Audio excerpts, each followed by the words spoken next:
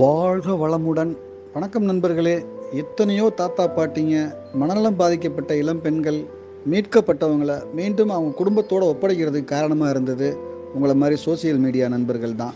அதே போல் இன்னைக்கு திருச்சியில் ஐயப்பன் கோயில் எதிரில் பிளாட்ஃபாரமில் பாதுகாப்பற்ற நிலையில் ஒரு பெரியவர் இருக்காருன்னு நம்ம ஆட்டோ ஓட்டுற நண்பர் தகவல் தெரிவித்தார். நீதிமன்ற காவல் நிலையம் திருச்சியில் இருக்கிற காவல் நிலையம் மூலமாக அவர்களை மீட்டு நம்ம கங்காரு முதியோர் இல்லம் கிராப்பட்டியில் வச்சு பராமரிக்கிறோம். வழக்கம் போல் சோசியல் மீடியா நண்பர்கள் ஷேர் பண்ணுங்கள். அவர் ஊர் திருமயம் பக்கத்தில் சீராத்தூர்னு சொல்கிறாரு. கமர்ஷியல் டேக்ஸில் வேலை பார்த்ததாகவும் தனக்கு 2 மகன்கள் 2 மகள்கள் இருக்கிறதாகவும் சொல்கிறாரு.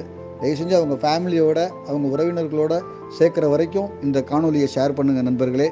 எப்பயும் உங்களோட ஆதரவோட என்றும் மக்கள் சேவையில் இது போன்ற ஆதரவற்றவர்கள் இல்லாத சமுதாயம் படைக்க கங்காரு கருணை இல்லங்கள் திருச்சிராப்பள்ளி. நன்றி.